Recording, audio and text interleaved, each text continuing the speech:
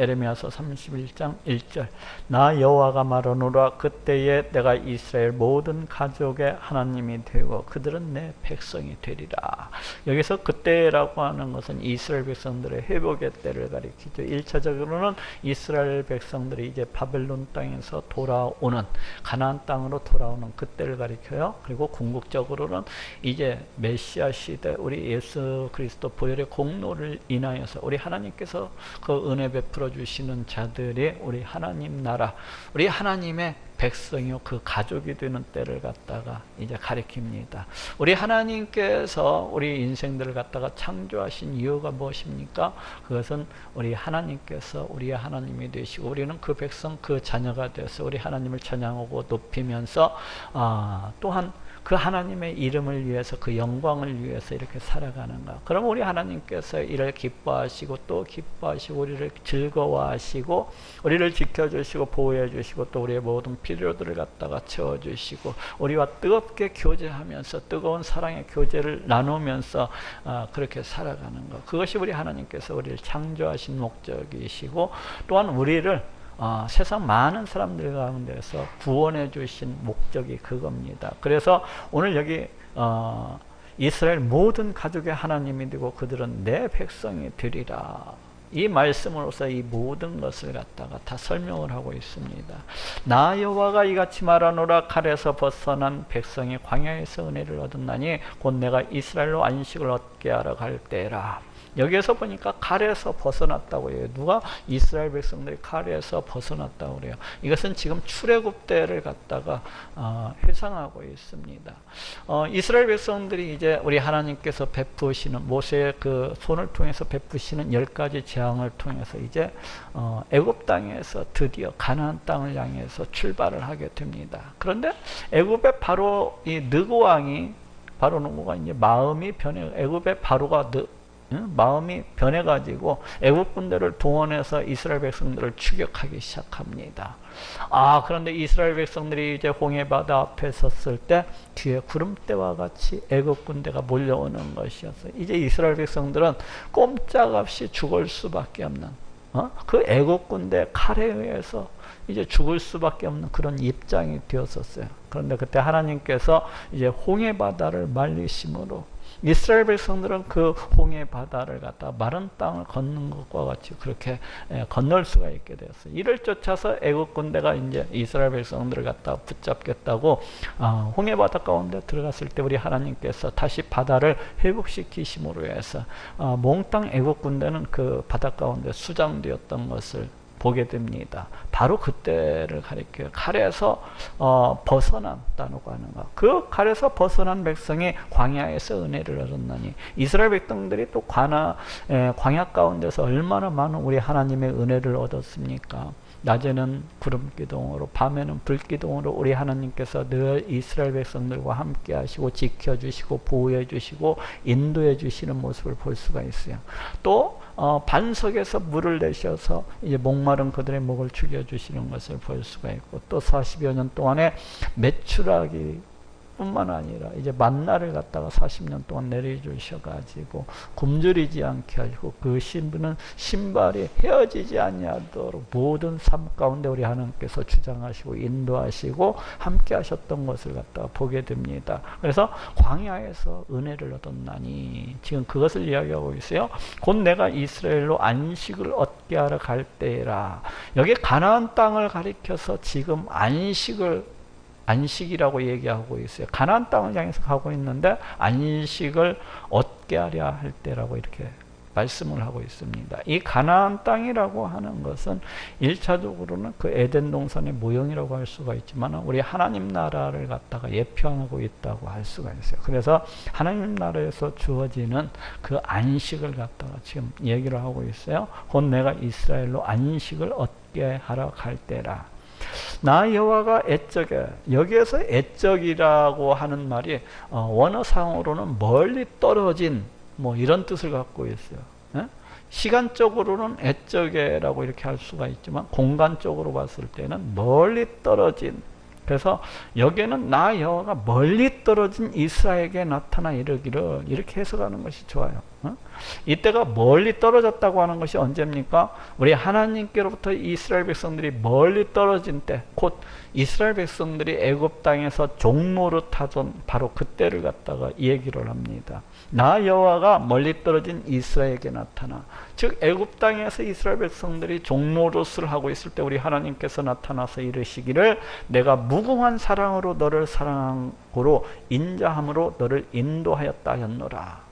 여기에서 인도하였다, 이게 완료형으로서 쓰여지고 있는데 이게 예언적 완료라고 할 수가 있어요. 우리 하나님께서 반드시 인도하시리라는 겁니다. 반드시 이루시겠다는, 반드시 하시겠다는 거예요.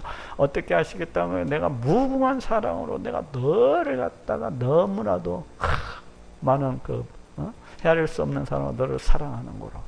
우리 하나님께서 이스라엘 백성들을 너무나 사랑하신다는 거예요.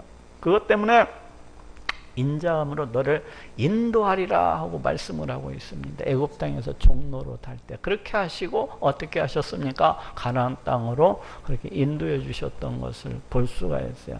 전혀 이스라엘아 내가 다시 너를 세우리니, 지금 다시라고 말을 하고 있습니다. 그렇죠? 이스라엘 백성들이 바벨론 땅에 다 포로로서 끌려가 있는 상태를 전제를 하고 있습니다. 지금 아직 BC 586년 사건이 아직 오지 않았어요. 어쩌면은 이 말씀은 BC 605년 혹은 BC 597년 그 이후에 선포되어졌을지도 몰라요. 아니면 그 앞에 선포되어졌을 수도 있어요. 이것이 어떤 순서를 쫓아서 이렇게 기록된 것이 아니기 때문에, 그래서 어쨌거나 BC 586년 이전에 선포되어졌던 말씀인 것은 분명합니다. 아직 다 잡혀가지 않은 거예요. 다 포로로서 끌려가지 않은 겁니다. 근데 이미 다 포로로서 끌려가 있는 그 상태를 전제하고 지금 이 말씀을 주시고 있어요. 어떻게 하시겠다는 겁니까? 다시 너를 세우리니. 이 세운다는 것은 회복을 나타냅니다. 지금 에레미야에서 뭐 심는다든지 세운다든지 이런 것은 회복을 나타내요. 근데 뭐 뽑는다든지 제거한다든지 이런 것은 심판을 갖다가 이렇게 나타내는 것을 봐요. 그래서 내가 다시 너를 세우리니 네가 세움을 얻을 것이요, 세움을 입을 것이요, 다시 회복하리라는 겁니다. 때가 되면 우리 하나님께서 네가 속으로 너를 장식하고 즐거운 무리쳐며 춤추며 나올 것이며. 이스라엘 백성들이 그때 출애굽대 당시에 어떠했습니까? 홍해 바다를 건너고 나가지고 이스라엘 그 여자들이 속으로 장식을 하고, 그러니까 작은 북을 갖다가 이렇게 장식하고 나오면서 그 북을 두들리면서 애굽 군대로부터 구원받은 것을 갖다가 막 찬양을 하고 하나님을 갖다가 또 찬양하고 춤을 추었던 것을 갖다 이렇게 볼 수가 있어요. 그런데 이제 이스라엘 이 백성들이 다시금 그 포로 가운데에서 이제 해방되어 나올 때에도 바로 이제 이와 같이 그때처럼 출애굽 때처럼 춤을 추면서 찬양을 하면서 북을 두드리면서 그렇게 춤추면서 나올 것이라는 겁니다. 네가 다시 사마리아 산들의 포도원을 심는 자가 심고 그 과실을 먹으리라. 여기서 사마리아는 북이스라엘의 수도입니다. 이 북이스라엘은 언제 멸망됐죠? BC 722년에 그 아수르에 의해서 이렇게 멸망했습니다. 물론 사마리아도 이제 그 수도이기 때문에 그때 멸망했던 것을 볼 수가 있어요. 그리고 이제 북이스라엘에 살고 있는 모든 이스라엘 백성들은 그 아수르 땅에 이제 포로로 끌려가 가지고 아수르 각처로 이렇게 흩어짐을 당했던 것을 갖다가 보게 됩니다. 그런데 지금 여기 네가 다시 사마리아 산들에 한 것은 그쪽 북이스라엘 백성들을 갖다가 암시를 해주고 있어요. 1차적으로는.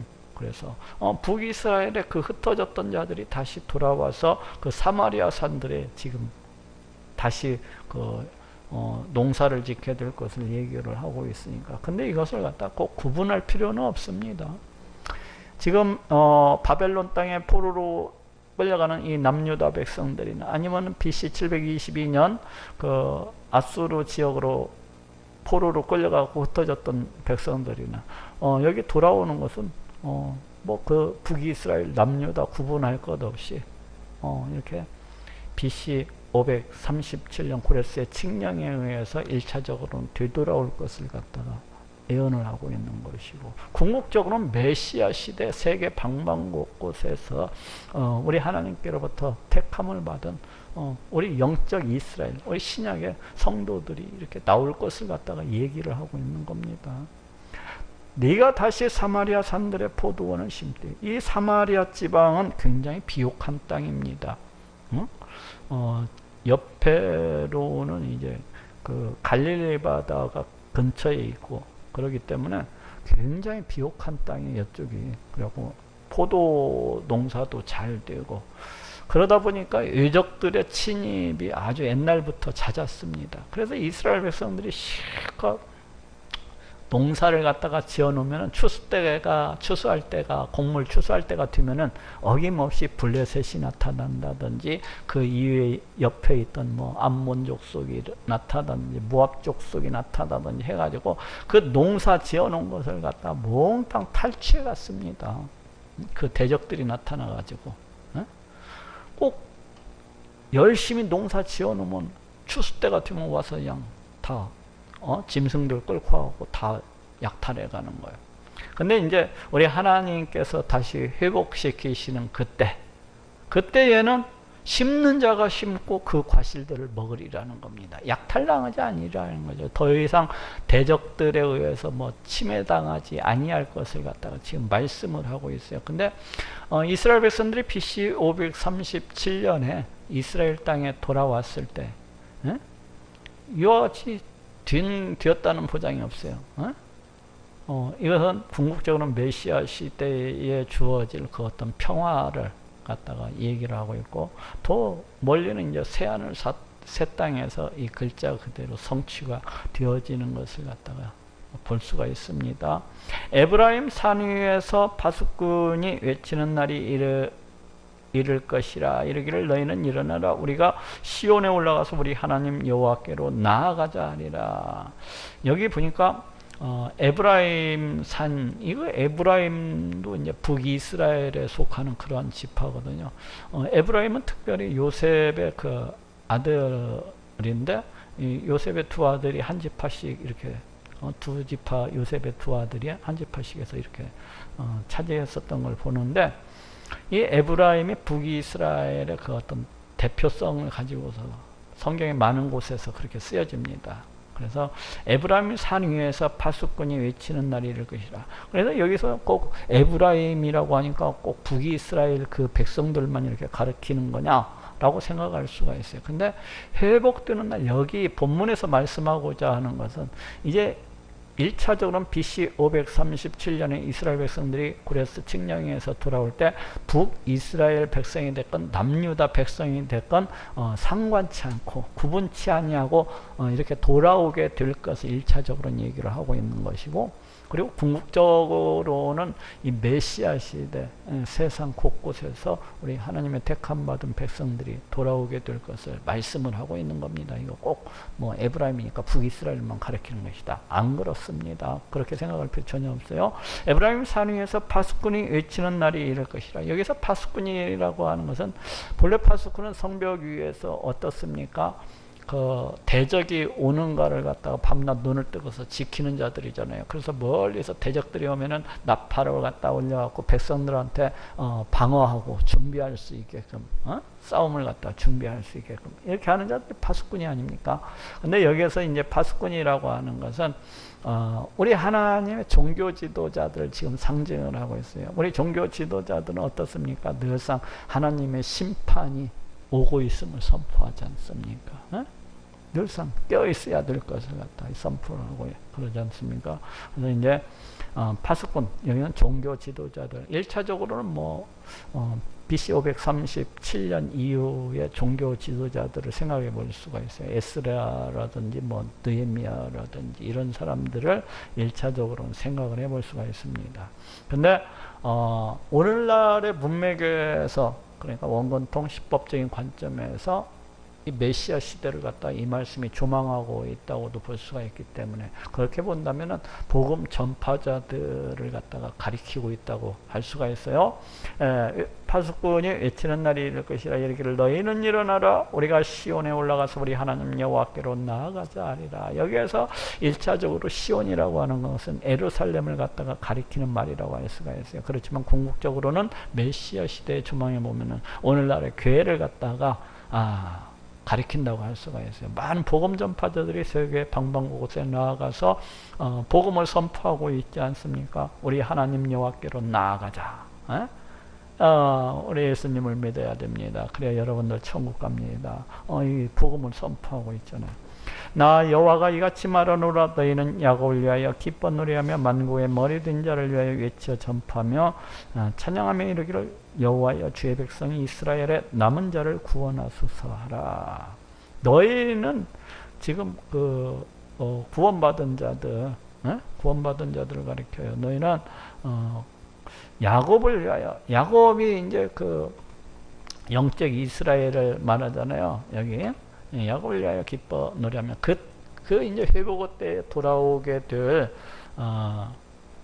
이제 그 이스라엘을 위하여서 기뻐 노래하며 만국의 머리 든 자. 여기 야곱과 만국의 머리 든 자가 이제 대꾸처럼 쓰여가지고 그 야곱을 갖다가 만국의 머리 든 자라고 이렇게 이야기를 지금 하고 있습니다. 근데 꼭 여기 저쪽 한번 찾아봅시다. 신명기서 7장 6절.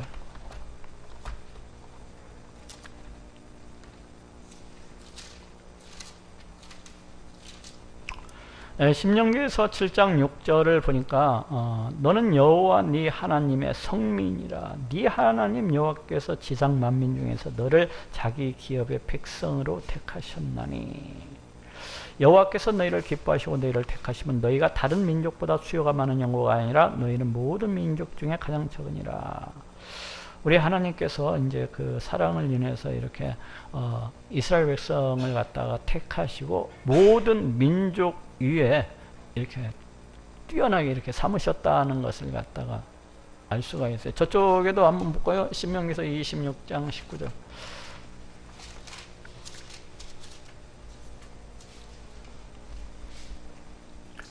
신명기서 26장 19절. 여기에도 보니까 여호와께서 너의 칭찬과 명예와 영광으로 그 지으신 모든 민족 위에 뛰어나게 하시고 그 말씀하신 대로 너로 네 하나님 여호와의 성민이 되게 하시리라. 여기에서도 보면 하나님의 백성을 갖다가 모든 민족 위에 뛰어나게 하신다는 머리 되게 하신다는 이런 의미거든요. 그래서 이제 본문으로 돌아옵시다. 본문 7절. 여기 보면은 만국의 머리 된 자, 그러니까 야곱을 앞에서 이야기하고 있는 야곱을 가리키고 있다고 볼 수가 있어요. 하나님의 백성들, 하나님의 백성들, 구원받아서 돌아오게 될 하나님의 백성들을 가리키고 있다고 할 수가 있어요. 그렇지만 또 만국의 머리 된 자는 예수님을 생각을 해볼 수가 있어요. 우리 예수님 모든 만민의 머리시잖아요. 그래서 우리 예수님을 생각해 볼 수가 있습니다. 어쨌거나 외쳐 전파하여 찬양하며 이르기를 여호와여 주의 백성 이스라엘의 남은 자를 구원하소서 하라. 여기에서 지금 남은 자 사상이 나오고 있습니다. 남은 자 사상이 나오고 있어요. 남은 자가 뭐예요? 우리 하나님께서는 역사 이래로 항상 이 남은 자들을 갖다가 두셔가지고 우리 하나님의 이름을 높이게 하시고 우리 하나님을 찬양하고 높이게 하시고 또 우리 하나님의 이름을 위해서 그 영광을 위해서 이렇게 살아갈 수 있도록 은혜를 베풀어 주시던 그런 자들이 있습니다. 이 악한 세상 속에서도, 이 부패하고 타락한 세상 속에서도 우리 하나님께서 은혜를 주셔서 특별히 세상 사람들과 구별되게 우리 하나님께서 그렇게 남겨두신 자를 남은 자라고 합니다. 예를 들면은 이제 그 노아 시대 때는 그 노아의 그 가족들이 남은 자들이었다고 할 수 있어요. 노아 시대에 얼마나 타락했습니까? 얼마나 부패했습니까? 우리 하나님께서 사람 지으신 것을 갖다 한탄하시고 후회하실 정도로 그렇게 노아 시대에 이렇게 부패했었던 것을 볼 수가 있어요. 그런데 그 가운데에서도 그 믿음을 지키고 그 가운데에서도 다른 사람은 다 타락하고 다른 사람은 다 자기 욕심대로 자기 부패한 대로 그렇게 살아갈지라도 끝까지 우리 하나님을 찬송하고 우리 하나님을 높이면서 그와 같이 살아갔던 사람들이 누굽니까? 바로 노아와 노아 그 가족들이에요. 우리 하나님께서 그 가족들에게 은혜를 베풀어 주셔서 그 세상 가운데에서도 하나님을 아는 자로 그렇게 세워주셨던 것을 갖다가 볼 수가 있습니다. 그래서 우리 하나님께서 베푸시는 그 심판에 심판당하지 아니하고 그 심판 속에서도 이렇게 구원함을 받았었던 것을 볼 수가 있어요. 또한 롯도 그런 사람이죠. 소돔과 고모라 성이 얼마나 타락했습니까? 너무너무 타락한 그 타락의 대명사가 소돔과 고모라가 아닙니까? 그 땅 가운데 살아가면서도 그래도 하나님의 백성으로서 의인으로서 그와 같이 살아갔던 사람들이 누구예요? 롯과 그 가정이잖아요. 그래서 우리 하나님께서 이 롯과 그 가정이 그 타락한 그 세상 가운데에서도 끝까지 믿음을 지키고 그래도 여호와의 이름을 부르면서 우리 하나님을 찬양하고 높이면서 우리 하나님의 이름과 그 영광을 위해서 그렇게 살아갔던 것을 이렇게 볼 수가 있어요. 그래서 소돔과 고모라 성이 심판을 당하는 그 와중에서도 심판당하지 아니하고 우리 하나님께서 구원함을 베풀어 주셨던 것을 볼 수가 있습니다. 우리 하나님께서 그 악하고 타락한 세상 가운데서도 롯 가정의 은혜를 갖다가 부어주셔서 롯 가운데 은혜를 베풀어 주셔서 이렇게 그런 이제 또 아합 시대에도 우리 하나님께서 바알에게 무릎 꿇지 아니한 7,000명의 사람들을 갖다가 남겨두었다고 그래요. 우리 하나님께서 7,000명의 사람들 그 악하고 그 타락한 세상 가운데서도 세상과 타협하지 아니하고 우리 하나님을 높이고 우리 하나님을 찬송하고 바알에게 나아가서 무릎 꿇지 아니하는 그 하나님의 백성은 7,000명을 갖다가 남겨두셨다는 거예요. 우리 하나님께서 그들한테 특별히 은혜를 부어주셔서 하나님을 섬기고 높이고 찬양할 수 있도록 그렇게 세워주셨다는 거예요. 바로 그런 자들을 갖다가 남은 자들이라고 할 수가 있어요. 근데 우리 하나님께서 지금 여기에서도 남은 자를 얘기하고 있는데 이거 어떤 사람들입니까? 이스라엘 백성들이 바벨론 땅에 이제 포로로서 끌려갔습니다. 그렇죠? 근데 그들 중에서 우리 하나님께서 특별히 택하시고 은혜를 주셔서 돌아오게 하실 자들이 있다는 겁니다. 다시금 가나안 땅으로 돌아오게 할 자들이 있다는 거예요. 오늘날의 문맥에서 보면 어떻습니까? 우리 하나님께서 특별히 고르시고 택하셔서 이 세상에 수많은 사람들이 있지만은 하나님께서 고르시고 택하셔서 우리 하나님의 이름을 위해서 그 영광을 위해서 살아가게 하고 우리 하나님을 높이면서 찬양하면서 그 하나님의 백성으로서 그 하나님의 자녀로서 이렇게 살아갈 수 있도록 은혜를 베풀어 주시는 그 남은 자들이 있다는 거예요. 이 세상 가운데에도 바로 우리들입니다. 바로 우리들.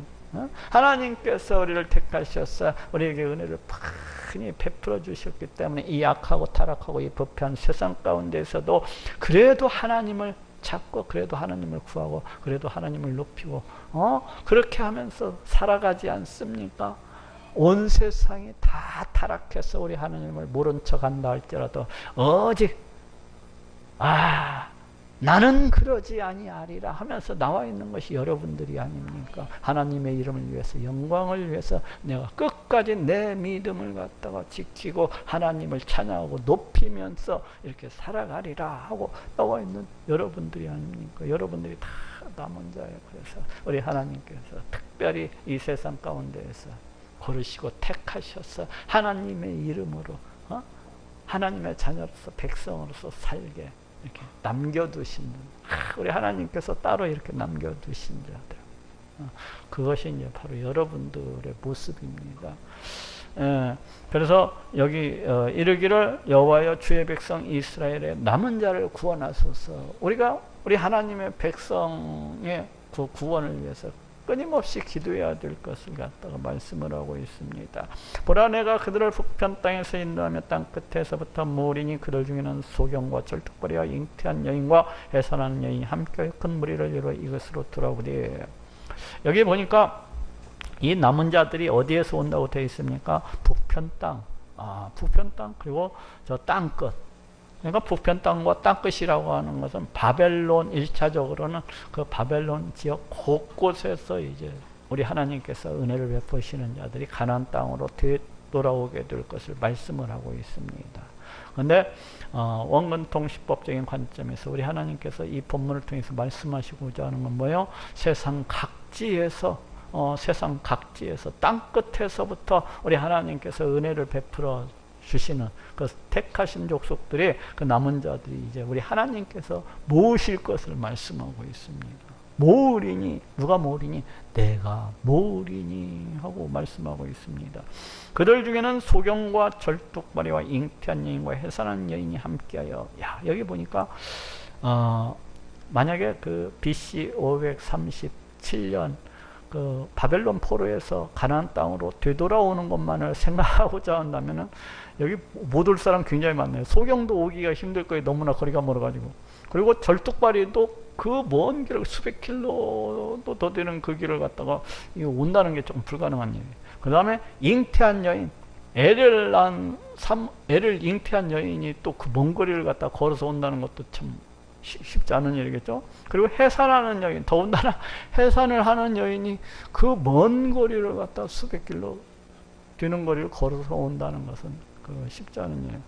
근데도 함께하여 큰 무리를 이루어 이곳으로 돌아오되, 결국 여기에서 말씀하시고자 하는 게 뭐예요? BC 537년 그 얘기라기보다는 메시아 시대, 바로 오늘날의 시대, 세상 각지에서 그 어떤 악조건에도 불구하고 그 외적인 어떤 상황, 방해하는 모든 상황들을 갖다가 뛰어넘어서 그 어떠한 사람들이든지 다 이렇게 하나님께서 택하신 자들은 우리 하나님께로 다 이렇게 돌아오게 될 것을 말씀하고 있습니다. 이곳이 어디예요? 1차적으로는 가나안 땅, 그리고 궁극적으로는 이제 하나님의 나라죠. 하나님 나라로 돌아오게 될 것을 말씀을 하고 있어요. 울며 올 것이며, 왜 울면서 옵니까? 회개하면서 그 전날에 사탄의 종로로 됐던 그 사탄의 종로, 죄악의 종로로 속에서 살아가던 인생에 그 회개하면서 이렇게 이제 우리 하나님을 멀리 떨어졌었던 그 옛날의 모습을 되돌아보면서 회개하면서 이렇게 되돌아오리라는 거요. 또 하나는 뭡니까? 구원의 기쁨과 감격 속에서 오리라는 겁니다. 이 구원의 기쁨, 이 감격이라고 하는 건 참 놀라운 겁니다. 이게 참는 말로 놀라운 거예요. 자, 생각해 보십시오. 이 세상에는 수많은 사람들이 있습니다. 얼마나 많은 사람이 살아가고 있습니까? 그런데 그 중에서 우리 하나님께서 나를 사랑하셔서 나를 갖다가 택하셔서 나를 갖다가 하나님의 백성 삼아주시고 하나님의 자녀 삼아주셔서 그와 같이 나를 갖다가 하늘의 왕자로서 그렇게 세워주셔서 살게 해주셨잖아요. 그거 얼마나 놀라운 일입니까? 그거 얼마나 복된 일입니까? 이 구원의 감격, 이 기쁨이라고 하는 것은 정말로 너무 좋은 겁니다. 그냥 밥을 안 먹어도 좋은 거야. 이 구원의 기쁨, 이 감격이라고 하는 건, 나도 이 구원의 기쁨, 이 감격을 갖다가 내가 받은 구원이 그냥 받은 것이 아니라 엄청난 축복이요, 하나님의 엄청난 은혜요, 이걸 갖다 깨달았고 막 눈물 콧물을 쏟으면서 제가 그날 차에서 운전하고 있었거든요.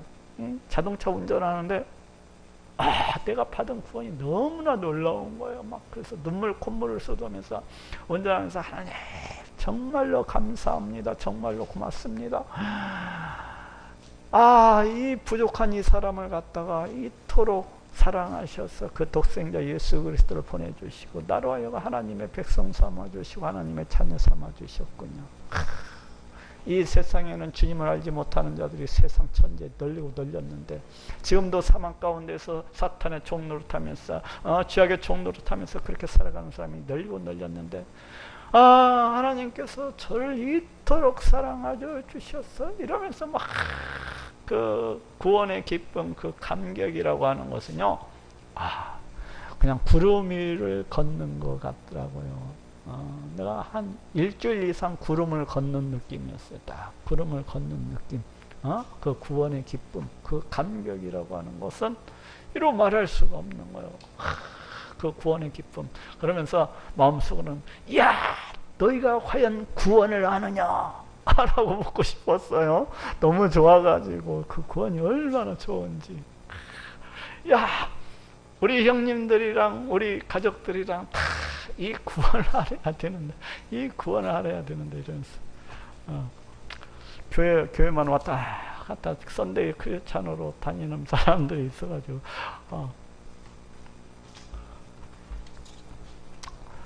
자, 지금 어디 오는 거야? 울며 울 것이며 그들이 나의 인도함을 입고, 이들이 이제 우리 하나님의 인도함을 입고서 오게 되지만은 또 인도함을 입고서 또한 살아가게 되는 겁니다. 우리 하나님의 인도함 속에서 그와 같이 지키시고 보호하심 가운데서 필요를 때를 따라서 채워주시고 그러시잖아요. 그 인도함을 입고서 살아가는 거예요. 근데 또 간구할 때 내가 그들로 넘어지지 아니하고 하숫가의 바른 길로 행하게 하리라. 야, 여기 재미있어요. 내가 그들로 넘어지지 아니하게 하겠다는 거예요. 그 믿음을 갖다가 굳건히 붙들어 주셔서 그 옛날처럼 우상을 섬기고 그 옛날처럼 세상 것을 갖다가 더 의지하면서 살아가고 그 옛날처럼 오직 자기 욕심과 자기 만족 오직 그렇게 하지 아니하겠다는 거예요. 다시는 그들로 넘어지지 아니하고 하숫가의 바른 길로 행하게 하리라. 이 하숫가는 그 전에 인생들이 어떻습니까? 구원받기 전에 인생이라고 하는 것은 광야의 그 메마른 길을 걷는 것과 같은 인생이야. 그 목마름 속에서, 그 갈증 속에서 영원한 근심과 걱정과 두려움과 불안과 공포 가운데서 그렇게 걸어가는 인생들이 아닙니까? 그런데 우리 하나님께서 어떻게 하시겠다는 겁니까? 나는 하숫가의 바른 길로 행하게, 하숫가의 그 고든 길로 행하게 하리라는 겁니다. 굴곡진 길이 아니에요. 울퉁불퉁한 그런 게 아니에요. 하숫가에 생수가 넘쳐나는 그 길을 갖다가 우리 하나님께서 걷게 하시겠다는 거예요. 염려와 근심과 두려움과 공포와 불안과 이런 모든 것들이 다 떠나가 버리고 우리 하나님께서 주시는 그 기쁨과 즐거움과 평안함 가운데서 살아갈 수 있도록 그렇게 해주시겠다는 겁니다. 어떻게 할 때에? 간구할 때에. 참, 간구할 때. 이 기도, 우리 하나님께 나아가서 우리 하나님을 부르짖고 찾고 구하고 하는 것이 이게 보통 큰 은혜가 아니에요. 이거 보면은 우리가 넘어지지 않기 위해서 라도 우리가 뜨거운 믿음을 가지고서 이 세상 것을 의지하는 대신에 하나님을 의지하고 이 세상 것을 사랑하는 대신에 하나님을 더 사랑하고 오직 하나님을 위해서 살고자 하는 자는 지금 어떻게 하라는 겁니까? 간구하래요. 간구할 때에 간구하라는 겁니다. 그리고 염려와 근심과 걱정과 두려움과 불안 가운데서 살아가는 인생들이 어떻게 해야 하숫가의 그 길을 갖다가 하숫가의 바른 길을 갖다가 행할 수가 있다는 겁니까? 간구할 때에 그렇게 하시겠대요. 간구할 때 우리 하나님께서 하나님께 나아가서 간구할 때에 늘 하나님과 가까이에서 친밀히 살아가는 자야가 이러한 평안과 기쁨과 즐거움 가운데서 살아갈 수가 있는 겁니다. 늘 하나님께 나아가서 하나님과 가까이에서 하나님과 친밀히 해서 늘 하나님과 교제를 하면서 살아가는 인생이 우리 하나님께서 주시는 기쁨과 즐거움과 평안함 가운데서 살아갈 수가 있어요. 하숫가의 그 바른 길, 생수가 넘쳐나는 그런 길을 갖다가 걸어갈 수 있노라고요. 기쁨과 즐거움과 평안함이 넘쳐나는 길, 결코 넘어지지 아니하고 결코 넘어지지 아니하고 그렇게 간구할 때에 나는 이스라엘의 아비요, 우리 하나님께서 우리를 자녀 삼아 주실 것을 말씀을 하고 있습니까? 우리는 이스라엘이 누구라는 겁니까? 하나님의 백성이라는 거예요. 하나님의 자녀라는 겁니다. 지금 에브라임은 나의 장자니라. 여기에서 이스라엘이나 에브라임은 대꾸적으로 쓰여서 같은 의미로서 쓰이고 있어요. 즉 구원받을 모든 자들을 갖다가 가리키고 있다고 볼 수가 있어요. 근데 왜 장자라고 합니까? 이스라엘에서 장자는 상속, 유산 상속을 받을 때 차남에 비해서, 셋째 아들에 비해서 2배의 유산 상속을 받습니다. 더 많은 것을 이렇게 받는 거예요. 그래서 여기에서 장자라고 하는 것은 상속, 하나님 나라를 갖다가 상속하게 된다는 것을 강조하고 있는 겁니다. 상속자라는 거예요. 상속자. 하나님의 모든 것을 갖다가 다 상속받게 될 거라는 겁니다. 에브라임은 나의 장자니라. 열방이여 너희는 나 여호와의 말을 듣고 먼 섬에 전파하여 이르기를 이스라엘을 흩으신 자가 그를 모시고 목자가 그 양무리에게 행함같이 그를 지키시로다. 여기 열방이라고 한다든지 먼 섬이라고 하는 것은 이 세상 모든 나라들을 갖다가 가리키는 말이라고 할 수가 있어요. 너희는 나 여호와의 말을 들어라. 전파하여 이르기를 이스라엘을 흩으신 자. 이스라엘 흩으신 자가 누구예요? 하나님. 왜 흩으셨습니까? 이스라엘의 죄악 때문에. 우리 인간은 왜요? 에덴 동산에서 죄를 범하고 나서 쫓겨났잖아요. 또 바벨론 땅에서 그 바벨탑 세우다가 또 흩음을 당했잖아요.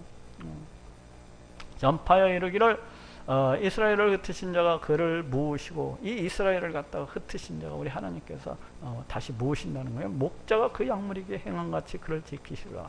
목자들이 그 양떼들을 갖다가 지키는데 어떻습니까?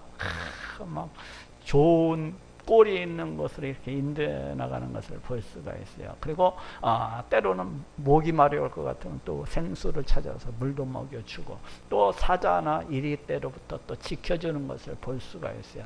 우리 하나님께서 그 택하신 자들 이스라엘 백성들을 갖다가 바로 이와 같이 하시리라는 겁니다. 우리 하나님께서 우리를 갖다가 예수 그리스도 보혈의 공로를 통해서 우리를 갖다가 구원해 주셨을 뿐만 아니라 마치 양떼를 지키듯이 우리를 갖다가 인도해 주시고 지켜주시고 보호해 주시고, 또 목이 마를 것 같으면 또 생수를 갖다가 주시고, 이렇게 하실 것을 말씀을 하고 있습니다. 지금 그와 같이 살고 있습니까?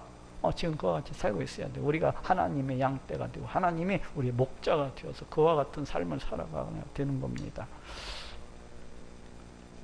여호와께서 야곱을 속량하시되 그들보다 강한 자의 손에서 구속하셨으니, 여기서 이제 속량하다라든지 구속하다라는 말은 히브리어서는 바다 또는 가을 이런 말들이 쓰여지고 있거든요. 근데 똑같은 뜻이에요. 속량하다, 구속하다. 이게 무슨 뜻인가 하면은 히브리 사회에서는 이제 그 어떤 형제가 이렇게 살아가다가 빚을 지고서 그 빚을 갚지 못할 때 종으로서 팔려가는 경우가 있습니다. 그럼 가까운 일가 친척이 그 형제가 진 빚을 대신 갚아주고 그 사람을 자유케 할 때 바로 이 구속하다, 속량하다라는 이 단어를 씁니다. 또 한 경우에는 이스라엘은 이제 아버지가 그 자녀에게 유산을 상속해 줍니다. 토지. 그러면은 살아가다가 그 토지가 빚을 져가지고 피치 못할 사정으로 해서 다른 사람한테 그 토지를 팔아야 될 때, 팔렸을 때 이 가까운 친척이 나서 그 팔려진 토지를 갖다가 대신 사가지고 그 형제한테 주는 거, 그것을 갖다가 이제 속량하다, 구속하다 이런 뜻을 갖다가 쓰거든요. 우리 일반 사람들이 이 단어를 갖다가 생각할 때 이걸 선뜻 이해한다는 게 쉽지 않습니다. 왜 그렇습니까? 우리는 모두 다 이기심, 욕심 가운데서 오직 누구만을 위해서 살아가요? 오직 자기만을 위해서. 형제들도 있지만은 어떻습니까? 장가 가면 다 남남이요. 그냥 서로 재산 싸움하고 난리 나잖아. 서로 그냥 오직 자기만을 위해서 살아갑니다. 인생들이. 그러다 보니까 이 단어의 뜻을 이해한다는 게 참으로 어렵습니다. 아니, 어떻게 내 그 귀한 돈을 가지고 형제가 진 빚을 대신 갚아주고 그 밭을 다시 찾아서 갖다 주냐? 이거 참 이해하기 어려운 단어입니다. 근데 이것을 누가 하신 거예요? 우리 예수님께서. 우리 예수님께서 우리를 구속하시잖아요. 우리를 속량하시잖아요. 자기의 목숨을 대신 주셔서, 네? 우리 예수님께서 자신의 생명을 대신 주심으로 우리를 갖다가 죄에서 자유케 하시는 것을 보잖아요. 사탄의 종로를 해서 우리를 갖다가 구원해 주시는 것을 볼 수가 있지 않습니까? 이게 참 놀라운 단어예요. 굉장히 사랑으로서 넘쳐나지 아니하면 이해하기조차도 힘든 그런 의미를 갖고 있습니다. 구속하다, 속량하다.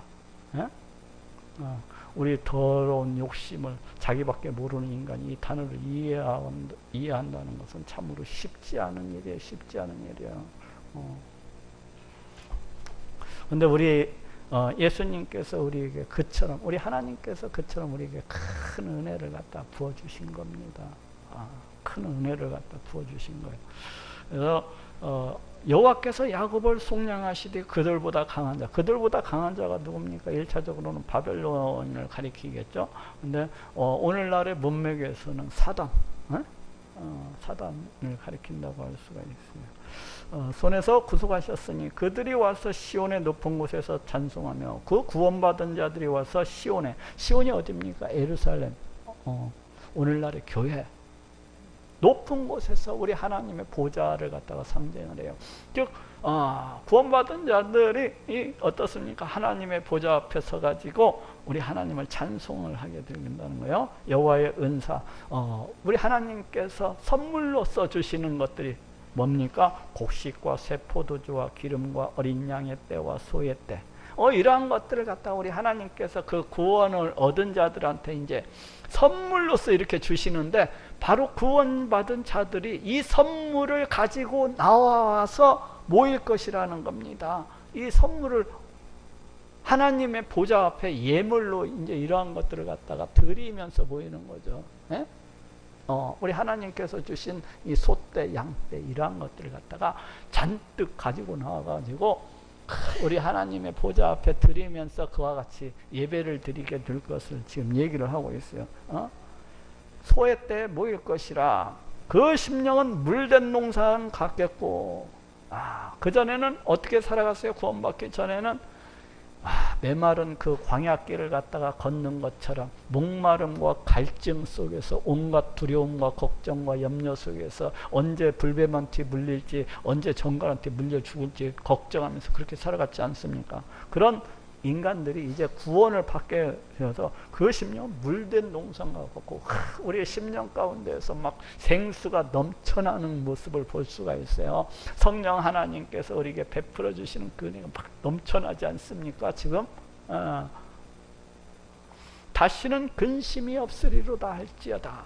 그렇죠. 우리 하나님께서 주시는 기쁨과 즐거움과 평안함이 우리의 심령 가운데 막 차고 넘쳐납니다. 다시금 근심이 없으리로다 할지어다. 근데 왜 나는 맨날 걱정하고 염려하고 근심하면서 살아요? 교회 열심히 나오는데 아침 저녁으로도 나오고, 그런 사람들은 위에서도 있잖아요. 간구할 때에 열심히 구하였어요. 우리 하나님께 간구할 때에. 그때 처녀는 춤추며 즐거워하고 청년과 노인이 함께 즐거워하리니, 남녀노소 전부 다 하나님 앞에 나오는 자들 기뻐하고 즐거워하면서 우리 하나님 앞에서 찬송을 하고 춤을 추게 될 것을 말씀을 하고 있습니다. 꼭 어린애들만 춤을 추는 것이 아니라 꼭 남자들만 추는 것도 아니고 여자들만 하고, 남녀노소 구분할 것 없이 다 우리 하나님 앞에 나와서 기쁨과 즐거움으로 우리 하나님을 찬양하고 노래하면서 그 앞에서 춤을 추게 될 것을 말씀을 하고 있어요. 하나님 앞에서 춤추어 보셨어요? 우리 하나님 앞에서 내 심령에 차오르는 그 하나님을 그런 거 있어요. 내가 그들의 슬픔을 돌이켜 즐겁게 하며 그들을 위로하여 근심한 후에 기쁨을 얻게 할 것입니다. 여기 근심한 후에, 이것은 이제 바벨론 포로 상태는 어떻습니까? 근심, 염려, 걱정, 두려움이잖아요. 그 뒤에 기쁨을 얻게 할 것입니다. 이제 그 뜻이거든요. 그게 근심 대신에, 그 옛날에 어떤 두려움 대신에 우리 하나님께서 이제 기쁨을 얻게 할 것이다. 즐거운 평안, 구원의 복된 상태를 갖다 이건 말이라고 할 수가 있습니다. 내가 기름으로 제사장들의 심령에 흡족해 하며 내 은혜로 내 백성에게 만족해 하리라. 여호와의 말이니라. 여기 이제 기름으로 제사장들의 심령에 흡족해 하며, 앞에서 보니까 막 소떼, 양떼, 막 이런 것들을 막 하나님께서 주신 그 선물들을 막 잔뜩 가지고 나와가지고 우리 하나님께 그 예배를 드리면서 막 군중들이 모이잖아요. 그러니까 어떻습니까? 제사장들도 기뻐하지 않겠습니까? 제사장들이 받는 그 몫이 무엇입니까? 오늘날로 말하면 월급. 그 몫이 무엇입니까? 이게 기름으로서 이렇게 표현이 되고 있는데, 제사장들이 막 우리 하나님께 막 그 소떼, 양떼를 막 드리면서 얼마나 그 기쁨이 넘쳐나는지 드리면서 하나님께 많은 것을 갖다가 드려서도 기쁘고 즐겁고 또 그 부분에서 받을 목도 많으니까 또 좋고, 여러 가지로 좋은 겁니다. 그래서 제사장들의 심령이 흡족해 하며, 만약에 제사장들이 드릴 것이 없어 보십시오. 우리 하나님께, 아이고, 하나님께 드리고는 싶은데 드릴 송아지가 한 마리도 없고 양떼가 한 마리도 없어 보십시오. 얼마나 그 팍팍하겠습니까? 또한 받을 목도 없어지겠죠.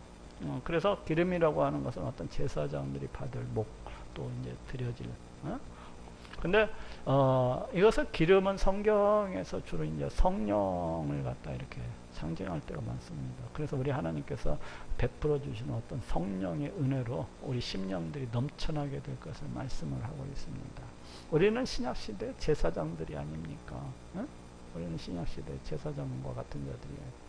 그래서 우리 하나님께서 주시는 그 성령의 그 은혜가 우리 심령 가운데 이렇게 넘쳐나게, 내 은혜로 내 백성에게 만족해 하리라. 여기 뭐 기름, 내 은혜 같은 의미로서 이렇게 쓰여지고 있습니다.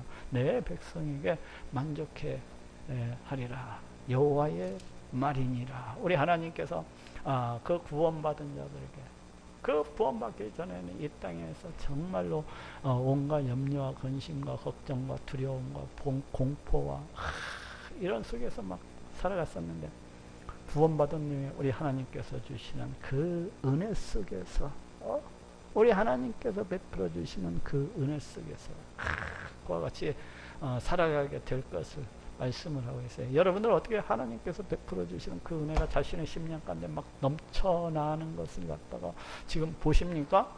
지금 오늘날의 그 시대를 얘기를 하고 있어요. 오늘날 이 시대를 갖다가 지금 얘기를 하고 있습니다. 만약에 우리 하나님께서 베풀어 주시는 그 은혜가 자신의 심령 가운데 막 흡족해 해주신다고 했는데, 그게 안 넘쳐나는 사람은 우리 하나님께 구하여 보세요. 왜 나는 심령이 안 넘치고 맨날 요무향 옆구리입니까 하고, 우리 하나님께 가까이 나아가는 사람일수록, 우리 하나님과 친밀히 나아가는 사람일수록 간구할 때에 우리 하나님께서 하숫가에 그 바른 길로 인도해 주실 것을 말씀을 하고 있습니다.